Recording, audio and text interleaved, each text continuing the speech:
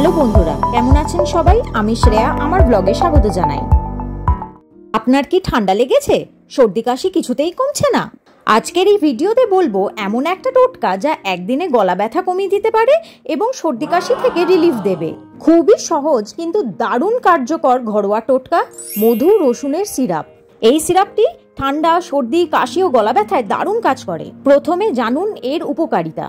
রসুনে রয়েছে অ্যালিসিন, যা একটি শক্তিশালী জীবাণুনাশক উপাদান। আর মধু হলো ন্যাচারাল কাশির ওষুধ, গলাকে আরাম দেয় আর ভাইরাসের বিরুদ্ধে লড়ে।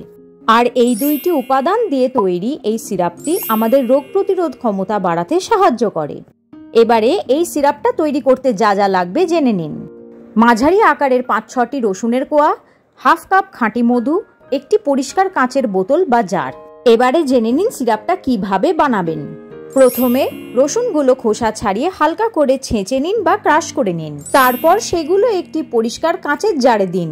এবারে তার উপর থেকে মধু ঢেলে দিন, যতটা দরকার রসুনগুলো ডুবে যাওয়ার মতো। এবারে জারটাকে ভালো করে ঢাকনা লাগিয়ে রেখে দিন মিনিমাম 24 ঘন্টা। রোদে রাখবেন না, ঠান্ডা জায়গায় রাখবেন। একদিন পর মধু রসুনের উপকারী উপাদান সোক করে নেবে, তখনই তৈরি হবে আপনার ঘরোয়া সিরাপ। এবারে জেনে নিন সিরাপটা কিভাবে খাবেন। প্রতিদিন সকালে খালি পেটে অথবা রাতে ঘুমানোর আগে 1 চামচ করে এই সিরাপ খেতে পারেন। আবার আপনি চাইলে কুসুম কুসুম গরম জলের সঙ্গেও মিশিয়ে খেতে পারেন। এতে আপনি অনেক রিলিফ পাবেন। এটি আপনার গলাকে আরাম দেবে। ঠান্ডা, কাশি আর গলার ব্যথা দূর করতে এটি খুবই কার্যকর। এবারে জেনে নিন কোন কোন বিষয়ে সতর্কতা রাখতে হবে। 1. কারো যদি রসুন বা মধুতে অ্যালার্জি থাকে তাহলে এটি খাবেন না। 2.